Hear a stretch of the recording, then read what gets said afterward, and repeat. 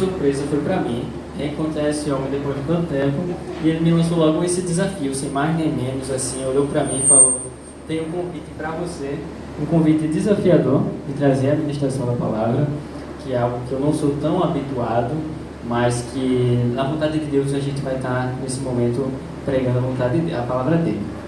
Nós vamos estar falando desse tema, que é um tema tão importante, mas tão delicado também. São os sinais do fim, que é um tema que foi proposto pela juventude da Igreja Batista da Orla e que vamos estar debatendo nessa manhã. Eu peço que, se eu falar muito, quando passar do tempo, vocês me avisem, porque eu falo demais. Se deixar, a gente vai ficar aqui até meio-dia. Então, se eu falar muito, vocês me avisem, podem me cortar, que não tem problema. A nossa leitura vai ser em Mateus 24. Pedi aos irmãos que abrissem as suas Bíblias nesse momento, sejam as digitais, a Bíblia física.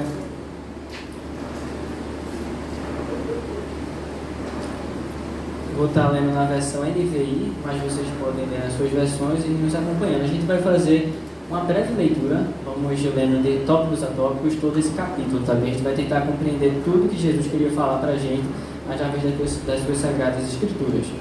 Eu gostaria de começar primeiramente com os versículos do 1º ao 3º, 1, 2 e 3. Vou estar fazendo essa leitura e os irmãos me acompanham. E começa assim: Jesus saiu do templo e, enquanto caminhava, seus discípulos aproximaram-se dele para mostrar as construções do templo. Vocês estão vendo tudo isso? Perguntou ele. Eu lhes garanto que não ficará aqui pedra sobre pedra.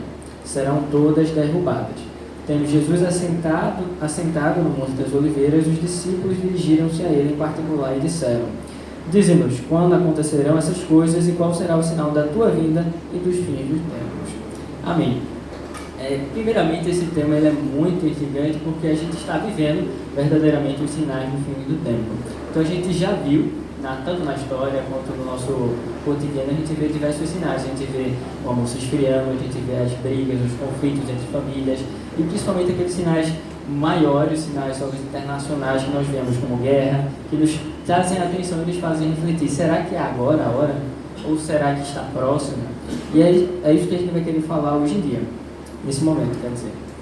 Nesse capítulo 24, é bom a gente também só dar uma relembrada aqui no capítulo anterior, em que Jesus falava, no último versículo aqui, que ele falava aqui também sobre a sua volta.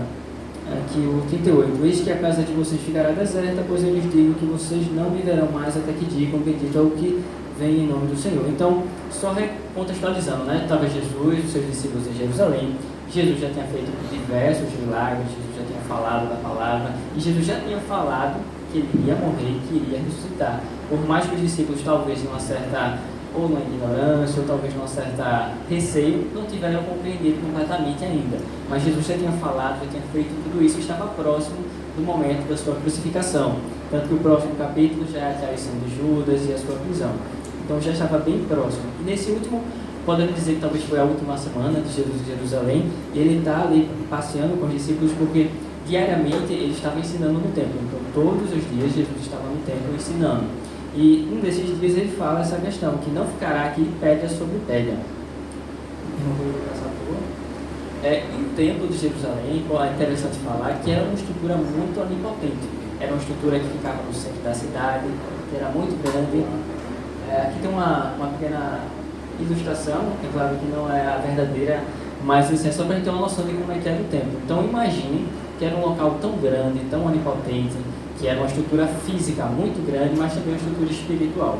A gente conhece muitas estruturas dos templos modernos, que o ser humano construiu. São prédios, são templos, existem diversos templos que são enormes, existem prédios também que têm diversa importância. A gente pode citar, por exemplo, talvez, se você puder pensar, talvez, o Geraldão é um prédio muito grande, eu acho muito bonito, muito onipotente. A Arena de Pernambuco, algo assim. Por exemplo, no meu contexto pessoal, eu sou advogado, então quando eu vou na Justiça Federal, ali na Avenida Recife, tem um prédio enorme, cerca de 10 andares, tem um amplo estacionamento, tem uma rotatória de identidade. Então quando eu chego naquele local, eu já paro, assim, respiro, porque eu vou entrar num local diferente, eu vou entrar num local importante. E as pessoas que eu vou falar também são importantes, são desembargadores, são servidores, advogados, tudo mais. Então, a mesma coisa, o mesmo sentimento era o templo do Senhor. Era um local de extrema importância para o povo de Jerusalém, para todos que estavam ali, e era o local onde habitava o próprio Deus. A importância do templo era essa, era a presença do Senhor na cidade. Então era o local onde habitava o próprio Deus. Então quando Jesus fala isso, eu acredito que já criou um problema na cabeça de muitos discípulos ali, certo? Criou talvez um grilo assim, como assim o templo onde o Senhor habita vai ser destruído. Que é a palavra que ele fala isso, não ficará pedra sobre pedra. E é importante falar que esse templo era muito onipotente. Essas pedras parecem pequenininhas, mas não eram enormes. Era de 8 metros, 10 metros. Então era uma estrutura muito grande e era o local onde habitava o próprio Deus. Isso já gerou um problema na cabeça dos discípulos, mas ainda assim eu acredito que pela caminhada, por estar com o Senhor há tanto tempo, eles concordaram, tá bem, Senhor, isso vai acontecer, mas quando isso vai acontecer? Quais serão os sinais que a gente vai ter? E Jesus responde em um único discurso, aqui no capítulo 24, ele responde tanto quando vai acontecer a destruição de Jerusalém, quanto também dos sinais da sua volta, de quando ele voltará, de quando ele levará a sua igreja, e tudo isso ele fala nesse capítulo. É interessante também que essa resposta que ele dá não é uma resposta curta e grossa ou direta. Como sempre, Jesus ele fala de uma forma que os judeus pudessem entender na época. Então, da mesma forma que hoje em dia nós temos uma forma de falar, os jovens usam gírias, aqueles mais antigos têm talvez alguma palavra que entende melhor, uma forma de falar, um vocabulário. Assim como a gente está vendo aqui a tecnologia de poder gravar para que essa mensagem possa ser replicada para outros, naquele tempo não tinham todas essas ferramentas, mas o que tinham era a forma de se passar a mensagem. Então, os judeus especificamente tinham uma forma também de falar, porque eles só tinham naquela época os papiros. Então, muita coisa que era passada era através da mensagem falada, era através da memorização. Era o pai que ensinava para o filho, era o filho que depois, posteriormente, ensinava para o seu outro filho, para o seu irmão. Então, constantemente, era essa mensagem oral que era pregada. E Jesus, ele usa esse artifício, de certa forma, para fazer essa resposta. Porque foram duas perguntas, se você parar para pensar. Então, ele responde as duas perguntas com duas respostas também, sempre alternando. Ele, em determinada parte do capítulo, ele está respondendo sobre a destruição de Jerusalém, depois ele volta para falar sobre a sua volta. E depois ele volta para falar sobre a destruição de Jerusalém. Ele fica nessa idas e vindas. Tudo isso para que os discípulos pudessem compreender completamente a palavra, pudessem memorizar, para que pudesse chegar até nós hoje em dia. Porque se você parar para pensar, isso tudo foi uma conversa. Era Jesus conversando com seus discípulos, mas chegou até nós com mais de 2000 anos. Isso tudo aconteceu porque os discípulos memorizaram até ficar calcificado na mente deles para poder passar para um papiro, desse papiro passar para outra cidade, para outra. Então, isso tudo foi como um trabalho de formiguinha para chegar até nós. Então, eu gostaria de fazer agora a leitura de... Próximo slide, por favor, irmão. Fazer a leitura de... Para uma questão didática, eu separei em dois blocos, né? São os versículos que falam sobre a destruição de Jerusalém e os versículos que falam sobre a volta do Senhor. É importante falar que esses eventos, há entendimento de que a questão da destruição de Jerusalém foi somente para aquele momento, e já aconteceu que talvez esses sinais não vão ter relevância nos dias atuais, mas esse entendimento também de que ainda repercute até hoje essas palavras. É claro que a parte que fala da volta do Senhor, ela ainda está repercutindo até os dias de hoje. O slide deu um probleminha aí. Deixa eu só pegar mais anotações aqui.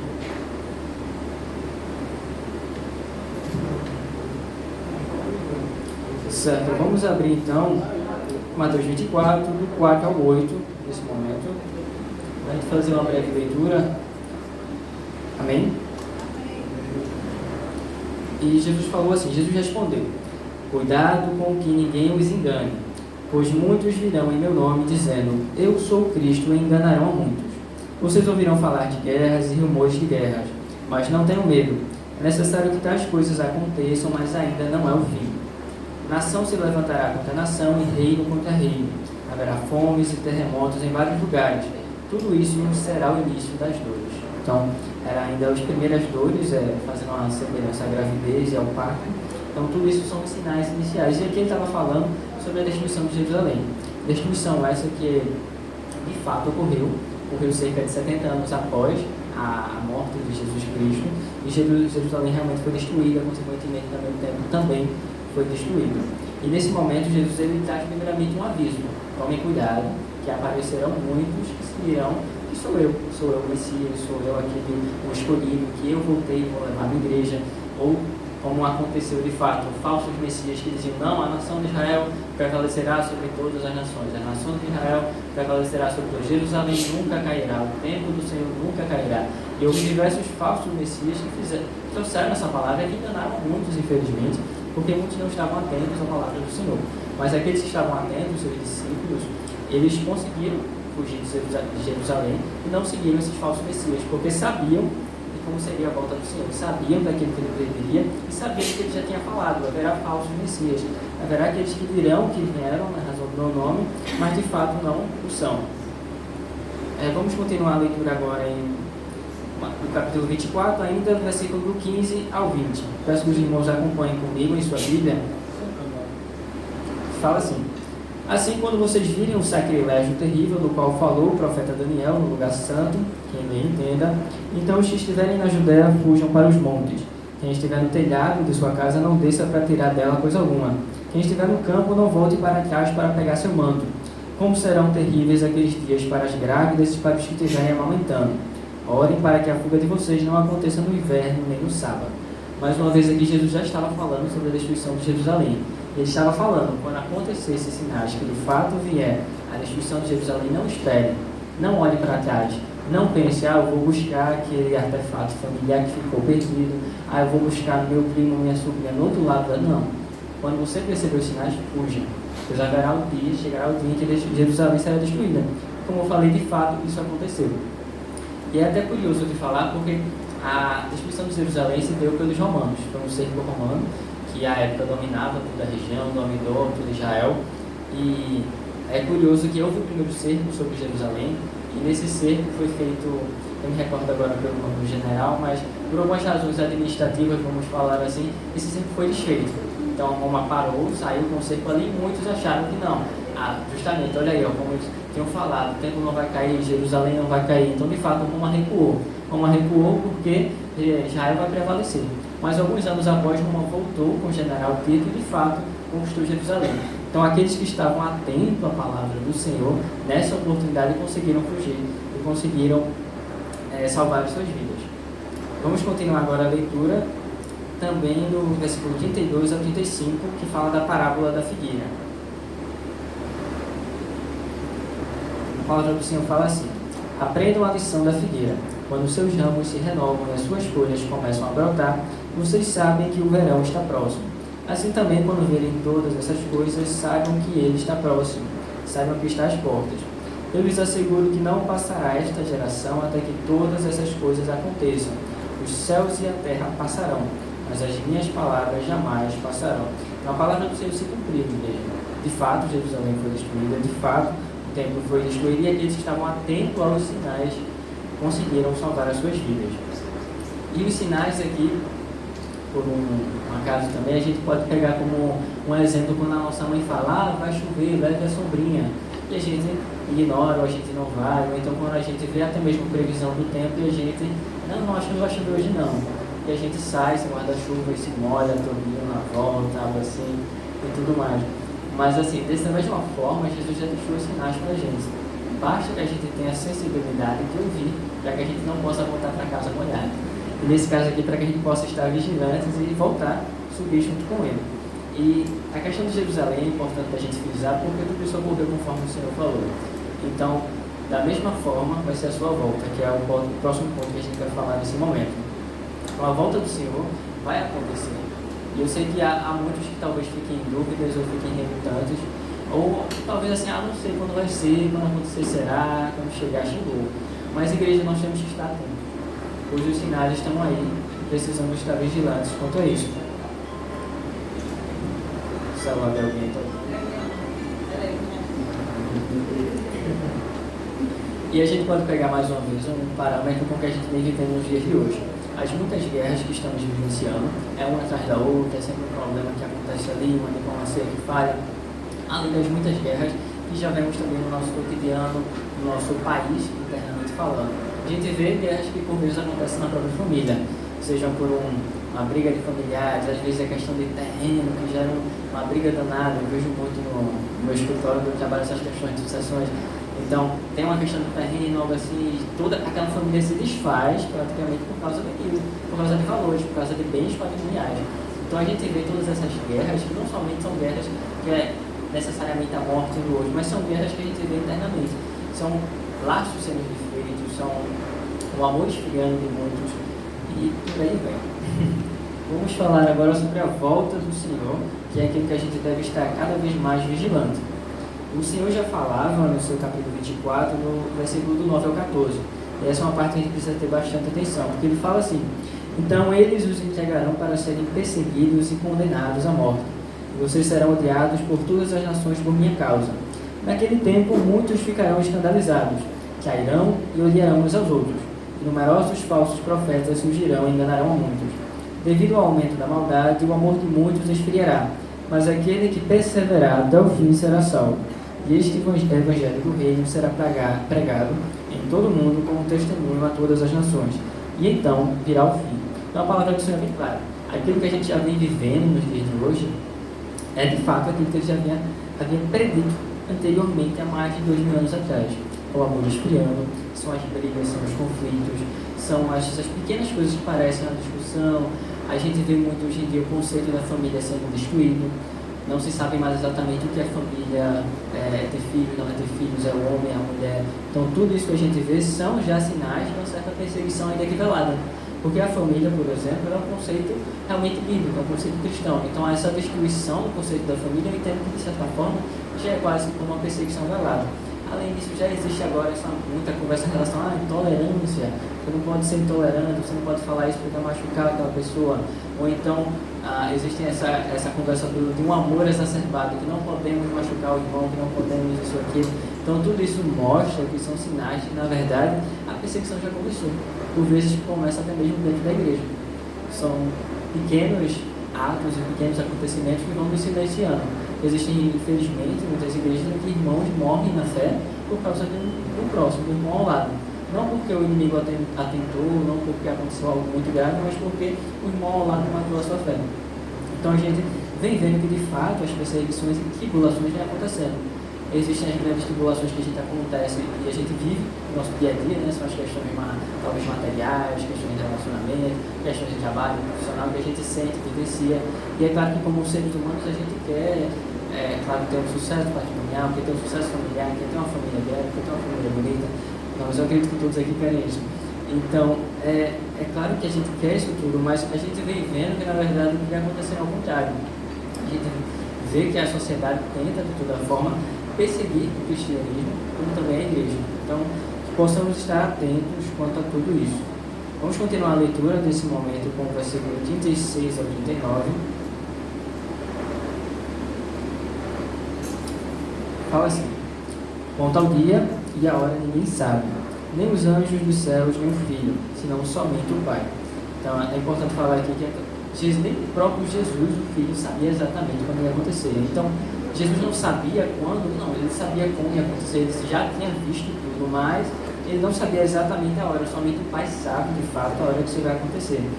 Então, continuando no 37 aqui: como foi nos dias de Noé, assim também será na vinda do Filho do Homem. Pois nos dias anteriores ao dilúvio, o povo vivia comendo e bebendo, casando-se e dando-se em casamento, até o dia em que Noé entrou na arca. E eles nada perceberam até que veio o dilúvio e os levou a todos. Assim acontecerá na vinda do Filho do Homem. Então, 2 homens estarão no campo, um será levado e o outro deixado. 2 mulheres estarão trabalhando no moinho, uma será levada e a outra deixada. Eu não sei vocês, igreja, mas eu não quero ficar aqui para ver. Eu espero ser, eu acredito fazer parte daqueles que serão levados. Então, que possamos estar vigilantes. Assim, ele fala do exemplo aqui de Noé, pois houve o aviso, é claro, e Noé começou ali a construção da arca, que não foi algo que foi instantaneamente. A arca passou anos para ser construída, então muitas pessoas estavam olhando, poxa, o que é aquela construção? Talvez alguns ali brincaram com Noé, fizeram chacota dele, por que tu está fazendo esse barco enorme? Que isso ou aquilo? Ou então quando ele falou, muitos simplesmente não acreditaram, falando, poxa, nunca vi chover tanto assim, só vejo um orvalho aqui na terra, não vejo chuva cair do céu, que era algo que para a época não acontecia. Então muitos não acreditaram na palavra de Noé. E subitamente, um determinado dia, quando Noé terminou a construção, começou a chover. Começou a chover, não parou de chover por mais de 40 dias. E aquele povo crédulo foi pego de surpresa, porque não acreditou, porque não confiou, porque não acreditou que Noé falava por Deus, Noé foi usado por Deus para falar ali. Mas apesar que também foi a vontade do Senhor que aquilo acontecesse. Mas disso a gente pega que a volta do Senhor será inesperada, de certo modo. Não será algo que, é claro que teremos os sinais, teremos ali aquilo que nos dará o início do que vai acontecer, mas de fato não vai ser algo tão demorado, será algo realmente rápido. A Bíblia vai falar aqui nos próximos versículos, será como um raio. Da mesma forma que o raio, ele, em alguns segundos aparece aqui, vai até o outro poente, também será a volta do Senhor. Vamos continuar a leitura do versículo 40 ao 44. 42, perdão. Portanto, vigiem, porque vocês não sabem em que dia virá o Senhor. Mas entendam isso, se o dono da casa soubesse a que hora da noite o ladrão viria, ele ficaria de guarda e não deixaria que a sua casa fosse arrombada. Assim, vocês também precisam estar preparados, porque o Filho do Homem virá numa hora em que vocês menos esperam. Mas tem todos esses sinais, tem todos esses acontecimentos, e ainda assim a gente vai vir numa hora que menos espera, ainda assim virá, pois nós seres humanos somos falhos, temos a tendência a nos distrair. A gente pode contextualizar com o que vivemos nos dias de hoje, as redes sociais, por exemplo. É uma grande distração para toda a nossa vida, de fato. É claro que existem muitos negócios e formas que podem ser utilizados, mas a rede social como toda é uma grande distração. Nós nos distraímos, de fato, daquilo que está acontecendo e, por vezes, estamos tão ligados naquilo que está acontecendo no celular, que está falando de algo que está acontecendo no Oriente Médio, mas não sabemos o que está acontecendo na casa do nosso vizinho, na casa do nosso irmão, na casa do nosso pai, do nosso primo, está passando por uma dificuldade, está passando por um problema, você precisa de ajuda. Mas aquilo que está aqui, a gente sabe tudo. Aquilo que aconteceu lá no Oriente, nos Estados Unidos aqui, o governo, a gente sabe tudo. Mas aquilo que está ao nosso redor, a gente está cego e surdo quanto ao que está acontecendo. E mais uma vez o Senhor fala que a sua vida será repentina. E por isso precisamos estar em vigilância constante. E pode parecer chato, poxa, estar vigilante, porque fala vigilante, eu penso numa pessoa que está lá virando a noite com a farda, não pode dormir, não pode descansar. Mas perceber, esse vigilante está ali para que outras pessoas possam descansar. Enquanto durante a noite muitos estão descansando, estão relaxando, aquele vigilante está lá, serviço. Ele está vigilante para que nada de mal aconteça, para que nada de inesperado aconteça. Então, é mais ou menos nessa mesma pegada que precisamos estar. Precisamos estar vigilantes quanto à vida do Senhor, pois ela acontecerá, seja de dia, seja de noite, seja quando estivermos esperando ou não. Mas precisamos estar vigilantes, pois os sinais estão aí. O amor de muitos esfriou, as diversas guerras que vêm sendo travadas, sejam as guerras externas, sejam as guerras internas, e por isso precisamos estar vigilantes no Senhor. E para isso eu desafio a igreja com algumas perguntas. Precisamos nos perguntar, estamos vivendo verdadeiramente como quem aguarda o Senhor? Verdadeiramente pensamos, não, se o Senhor voltar amanhã, a igreja diria glória a Deus, ou não, poxa, eu ainda preciso fazer aquilo, Senhor, não volte agora, poxa, ainda preciso constituir família, ainda quero casar, ainda quero construir uma casa, ainda quero... Não, estamos vivendo verdadeiramente, não, se o Senhor voltar amanhã, nem. Na verdade, eu estou pronto, se o Senhor quiser voltar hoje, estamos prontos. Estamos verdadeiramente vivendo dessa forma? Será que seguimos nosso dia a dia pensando dessa mesma maneira? Será que planejamos nossa carreira, nossa vida pensando na volta do Senhor Jesus, pensando na sua igreja? Ou se vivemos da forma que queremos, sem pensar no que o Senhor quer para nós? Um outro questionamento: o que eu preciso abandonar para estar pronto? Que é justamente esse ponto. Se a gente está tão distraído por vezes com questões materiais, às vezes é necessário um sacrifício, um pequeno, grande e necessário sacrifício para que possamos estar mais vigilantes quanto ao Senhor. Talvez na minha visão poderia ser a minha carreira, poxa, sou formado recentemente, quero ainda construir carreira, mas eu preferiria muito mais sacrificar a minha carreira para poder receber a volta do Senhor e estar entre os salvos, pois eu acredito que isso é muito mais importante para mim do que a minha carreira ou qualquer coisa que eu possa fazer nessa terra. E para concluir, Jesus falou isso tudo, ele deu esses sinais que já estamos vivendo. Ele falou sobre todos esses pontos, sobre as guerras, sobre o amor esfriando e que precisamos estar vigilantes. Mas, poxa, isso tudo parece tão cansativo, tão ruim, a gente vai estar vigilante para quê? É só para fugir do inferno, a gente está vigilante porque, não quero sofrer aqui na terra. Não, a gente tem que estar vigilante para que a gente possa estar na casa do Pai, para que possamos receber de fato como a posse da salvação. E ele fala em João 14, eu diria que a igreja abrisse as suas Bíblias, João 14, somente para a gente concluir.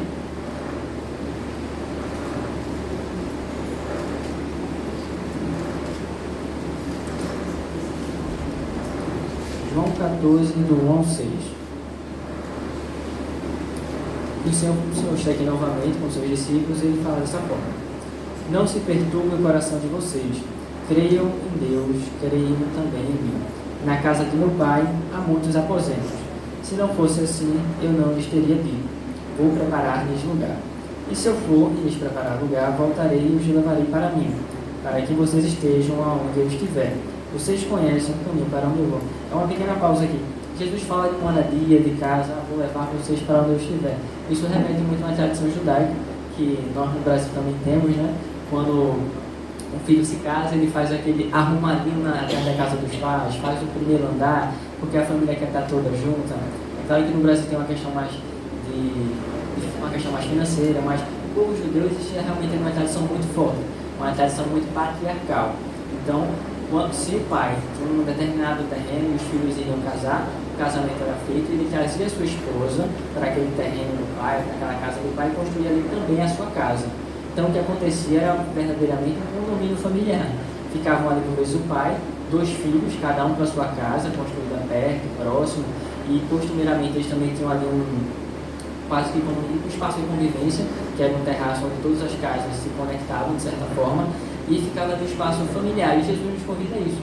Ele nos convida a participar, estar dentro desse condomínio dele. Ele nos convida não para estar muito distante, mas ele fala que na sua casa, ou seja, na casa do Senhor, haverá muitos aposentos para nós. Então estaremos todos juntos na casa de Deus. Continuando aqui do 5 e 6, e disse-lhe Tomé, sempre Tomé, né? O Senhor, não sabemos para onde vais, como então podemos saber o caminho? E Jesus respondeu: eu sou o caminho, a verdade e a vida. Ninguém vem ao Pai a não ser por mim. Então o Senhor é muito claro e sucinto nessa passagem: ele é o caminho. Verdadeiramente o Senhor é o caminho que vai estar nos levando para a salvação. Então precisamos estar atentos aos sinais que já estão acontecendo. Não sabemos exatamente quando ocorrerá, se será amanhã, se será hoje, se haverá ainda alguns anos, mas sabemos que ainda haverá de acontecer, ainda iremos sofrer com o marco que já sofremos, mas que apesar de tudo o Senhor nos preparará a sua moradia celestial, nos preparará a sua casa celestial, onde poderemos estar juntos com Ele. E tudo isso é possível através dele, através do seu sacrifício na cruz, através do sacrifício do Cordeiro, nós alcançamos o caminho para chegar até a salvação. Então, era essa mensagem que eu queria trazer para a igreja nessa manhã. Espero que vocês tenham sido abençoados e edificados, e eu agradeço a oportunidade.